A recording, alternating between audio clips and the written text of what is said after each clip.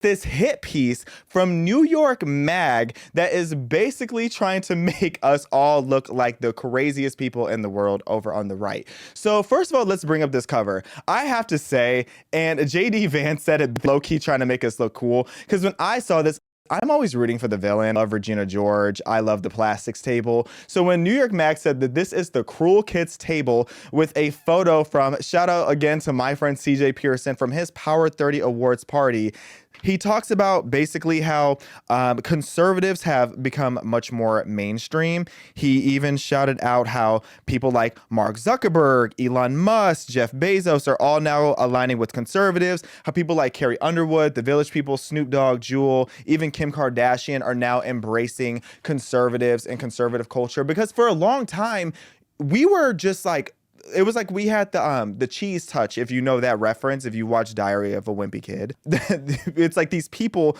who are, you're going to be disgusting and you're going to just be blackballed and banned from everywhere if you even associate with them in the slightest regard. So to have all these huge mainstream characters, again, like shout out to Amber Rose, who has a beautiful cover on Maxim magazine that just got announced today. You have all these different mainstream characters that are now being align with conservative ideas and conservative people. So we did highlight that and the fact that these kind of people were at the inauguration. But then it gets into all the shadiness that he talked about too. So in that same breath where he talked about us being attractive and looking like, you know, Pete Hegseth and the most beautiful women you've ever seen, he says that almost everyone is white.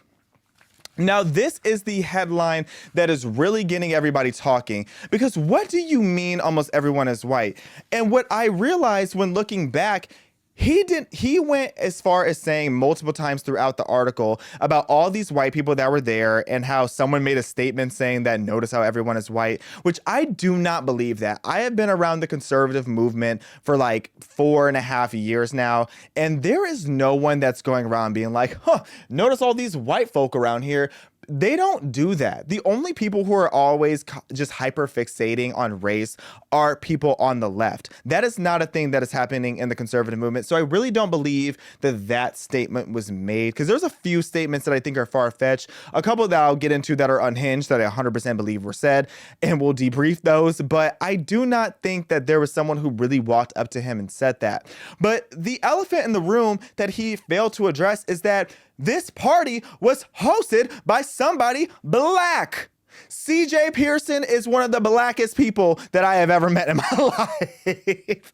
Shout out to Carrico Jaquan Pearson, CJ Pearson, the legend you are, former PragerU personality and a big friend to this day, always a family member of PragerU, good friend of mine. He hosted the Power 30 Awards. And what was interesting is that the journalist never once mentioned CJ by name, and the fact that CJ hosted this party because it would go against the narrative that this party of conservatives was all white. See how the left does? See how conservatives love to just dance around the talking points that they do not want to address. They also mentioned me multiple times in the article because I was an honoree at the event, but they conveniently leave out the fact that I am black. I'm blickety black. I am darker than Kelly Rowland. So how can you not just like acknowledge that there were so many black people there? And then and shout out to my friend Rob Smith. Rob Smith is an OG in this industry. He was also there. We have a picture together with the icon herself, Riley Gaines, and the queen herself, Paula Scanlon. So it's like, you knew that there were all kinds of people of color and minority groups there. You even acknowledged yourself how there was this demographic of like all these different normal gays there. So it's like, you know that there was diversity in the room, but you tried to make it seem like there wasn't. And that's what I do not respect in shady journalism. And what he also did with this cover, let's pull up the original cover again, and y'all are gonna gag when you see this. So this is what really has people talking. Here's the normal cover, or this is the original cover of the New York Magazine article. Now let's pull up the original photo that he cropped. Look at that. Can you see it? Black people in the room. multiple black people. And if you squint, I know a 4C curl when I see it. If you look behind the word table, there's another black person there. So just within this one photo, I'm seeing 4 black people, and a handful of these people could pass as something else. I don't even know if those people are white. So, and again, I wouldn't care about the race if it wasn't for the fact that you tried to make it seem like it's all these white people. There are plenty of black people in the room, but you cut them out for this strategic photo, which is insane to me, which shows to me that you couldn't find a single photo where there wasn't someone else that was of color in the room. So you strategically cropped this one out.